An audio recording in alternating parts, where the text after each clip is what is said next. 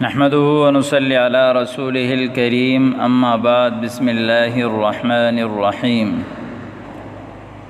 کتاب الحوالہ، مصنف رحمہ اللہ نے کتاب الحوالہ کو کتاب الکفالہ کے بعد ذکر فرمایا، اس لیے کہ ان دونوں میں مناسبت یہ ہے کہ دونوں باب میں کوئی دوسرا شخص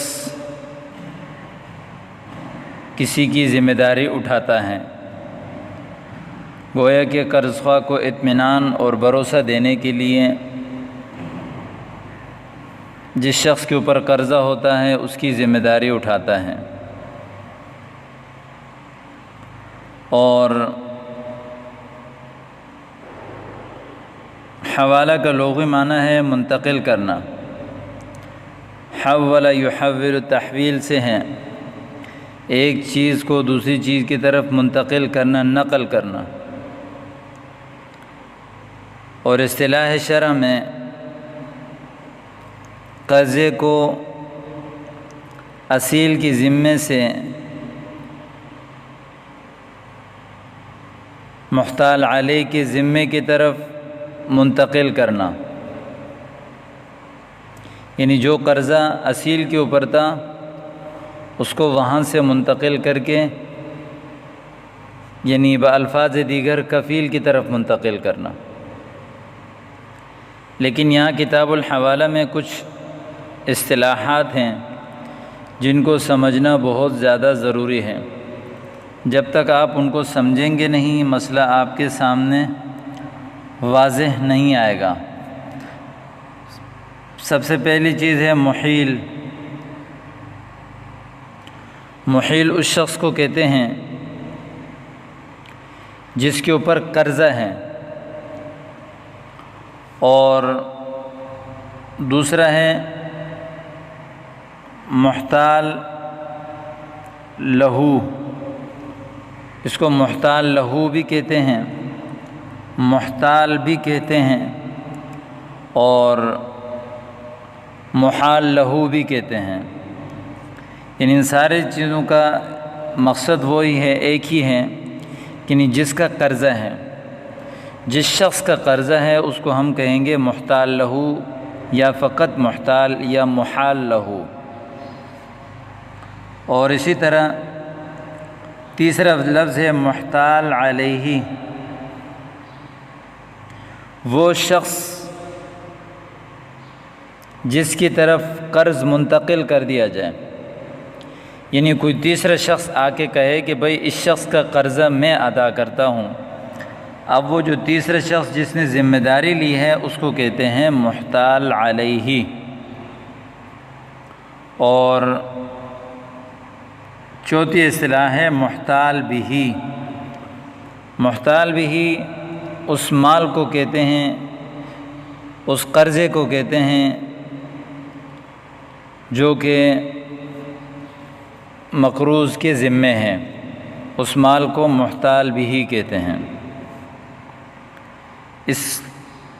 ان چیزوں کو مثال سے سمجھنے کے لیے کہ مثال کے طور پر عابد کا خالد کے اوپر قرض ہے،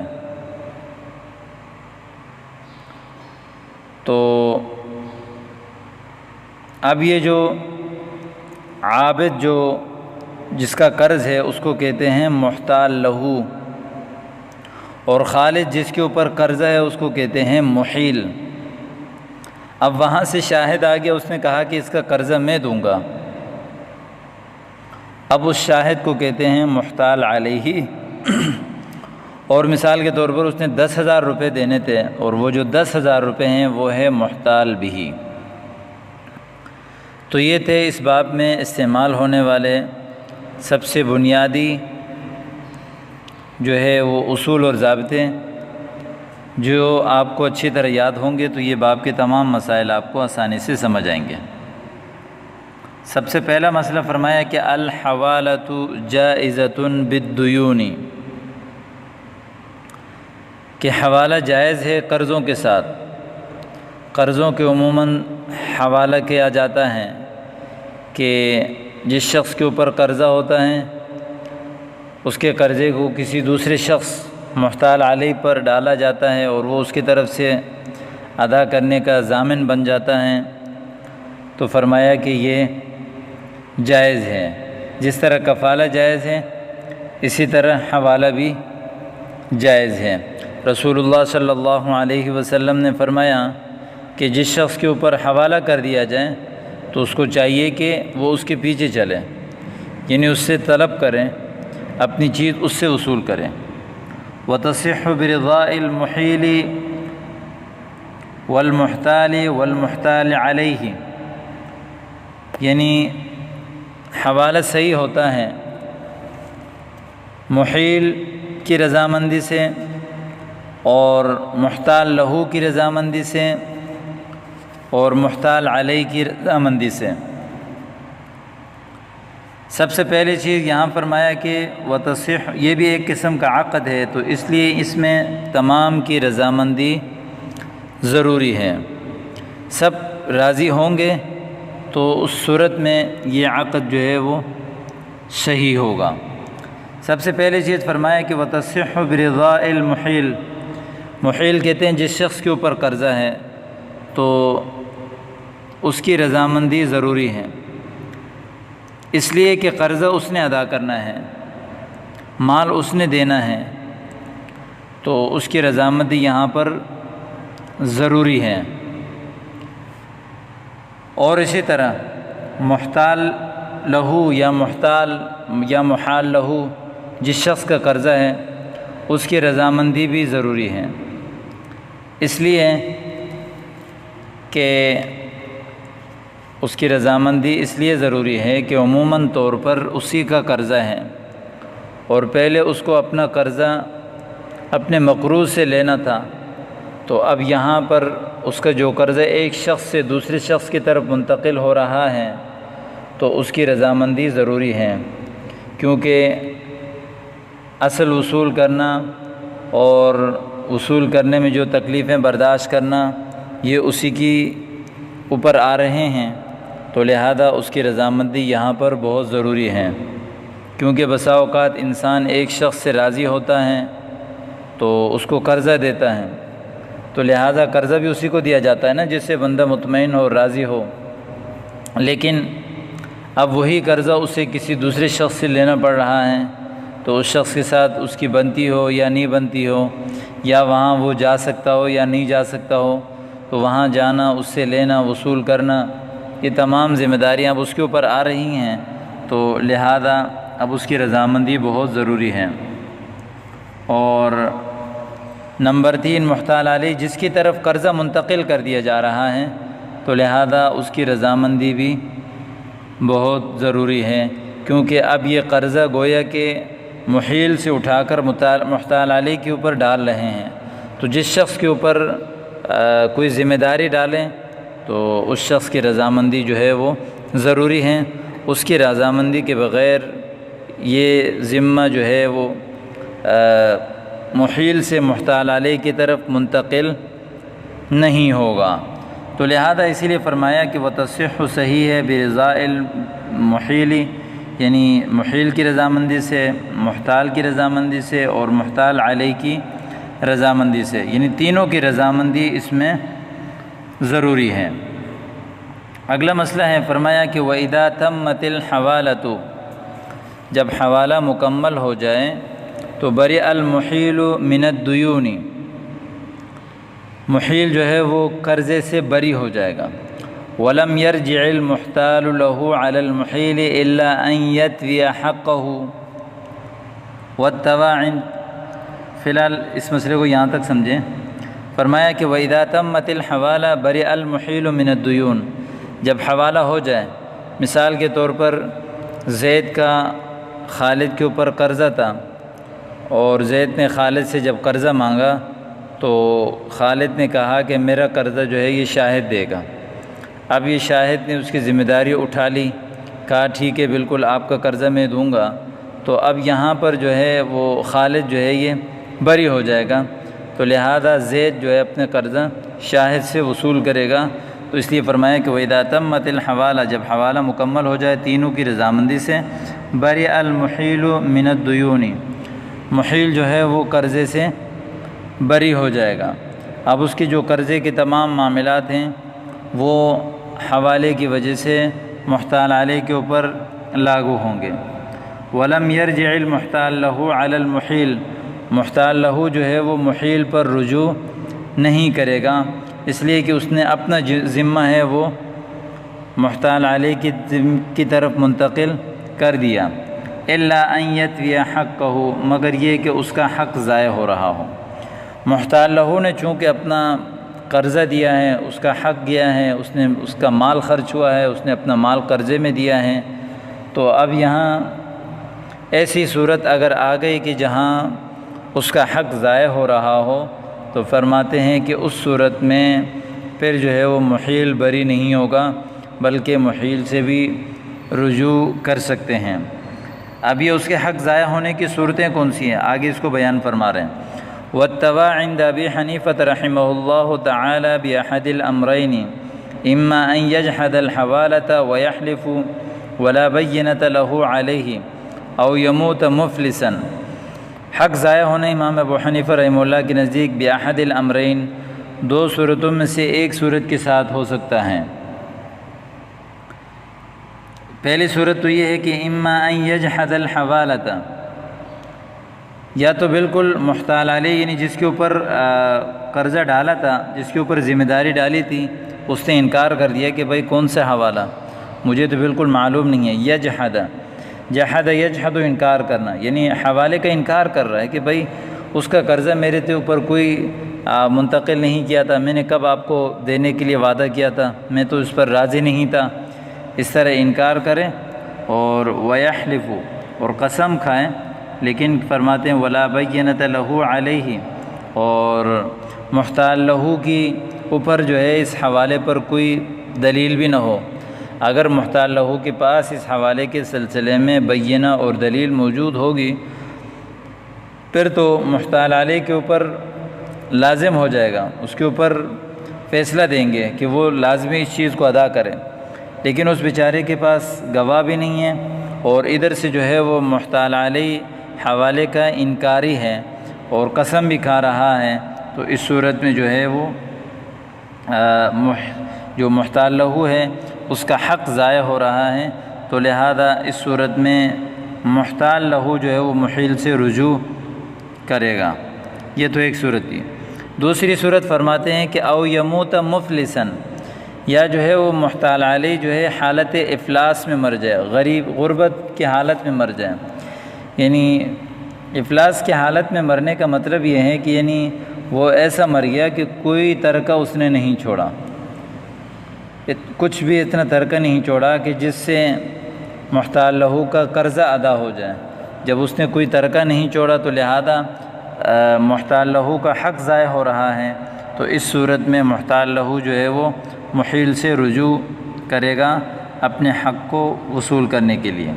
یہ تو تھی دو صورتیں حق ضائع ہونے کی۔ وقال ابو یوسف و محمد رحمہم اللہ تعالی هذان الوجہان ووجہ ثالث، حق ضائع ہونے کی تو یہ دو صورتیں ہیں، ووجہ ثالث، صاحبین فرماتے ہیں کہ حق ضائع ہونے کی ایک تیسری صورت بھی ہے، وہ یہ ہے کہ وہو ان یحکم الحاکم بافلاسہ فی حیاتہ، کہ وہ یہ ہیں کہ حاکم عدالت یعنی قاضی جو ہے وہ محتال علیہ کی افلاس کا فیصلہ کر دے اس کی زندگی میں، یعنی حاکم فیصلہ لگائے کہ بھئی یہ بندہ اب غریب ہو گیا ہے، مفلس ہو گیا ہے، دیوالیہ ہو گیا ہے، تو لہذا اب اس صورت میں جب قاضی نے اس کے اوپر افلاس کا فیصلہ کر دیا تو اب قرض خواہ اس سے قرضے تو وصول نہیں کر سکتے، تو اس صورت میں محتال لہ کا حق ضائع ہو رہا ہے، تو وہ محیل سے اپنا قرضے کا مطالبہ کرے گا، کیونکہ اس صورت میں اس کا حق ضائع ہو رہا ہے۔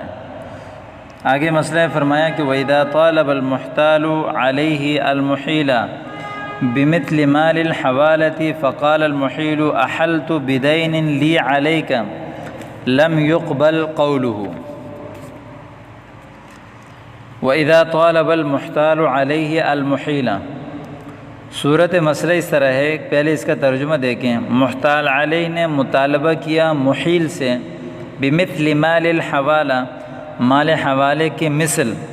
وقال المحیل، محیل نے کہا احلت بدین لی علیک، میں نے حوالہ کیا تھا اس قرضے کا جو میرے ذمے آپ کے اوپر تھا، تو لم یقبل قولہ، اس کے قول کا اعتبار نہیں کیا جائے گا۔ وکان علیہ مثل الدین، اس کے اوپر مثل دین لازم ہوگا۔ اس کا مسئلہ اس طرح ہے کہ مثال کے طور پر زید کا خالد کے اوپر نہیں، زید نے خالد کو کہا کہ میرا شاہد کے اوپر قرضہ ہے اور آپ میرا قرضہ ادا کر لو، 10,000 روپے میں نے شاہد کے دینے ہیں، آپ اس کو ادا کر لو۔ اب وہ خالد نے جا کر 10,000 روپے شاہد کو حوالہ کر دیا۔ 10,000 روپے شاہد کو حوالہ کرنے کے بعد اب اس صورت میں آپ دیکھیں تو زید جو ہے وہ محیل ہیں اور خالد محتال علیہ ہیں اور شاہد محتال لہو ہے۔ تو پھر محتال علیہ جو خالد ہے وہ محیل کے پاس آیا اور اس نے مثل مال حوالے کا مطالبہ کر دیا کہ بھائی میں نے آپ کے 10,000 روپے شاہد کو دے دیے، اب وہ مجھے آپ دے دیں۔ فقال المحیل، پھر اس زید نے کہا کہ احلت بدین لی علیک، میرا تو آپ کے اوپر 10,000 روپے کا قرضہ تھا، تو میں نے اس قرضے کو حوالہ کیا تھا کہ میرا جو آپ کے اوپر قرضہ ہے اس کو جو ہے نا شاہد کو دے دینا۔ تو فرماتے ہیں کہ لم یقبل قولہ، اس کے قول کا اعتبار نہیں کیا جائے گا۔ وکان علیہ مثل الدین، اس کے اوپر مثل دین لازم آئے گا۔ اب یہاں اس مسئلے میں آپ دیکھیں گے تو اس مسئلے میں یہ بات تو کنفرم ہے، پکا ہے کہ خالد نے شاہد کو 10,000 روپے دیے۔ یہ مسئلہ تو بالکل واضح ہے کہ اب اس نے 10,000 روپے یعنی زید کی طرف سے شاہد کو دے دیے، تو اس وجہ سے اس کے 10,000 روپے زید کے اوپر تو بالکل ثابت اور واضح ہیں۔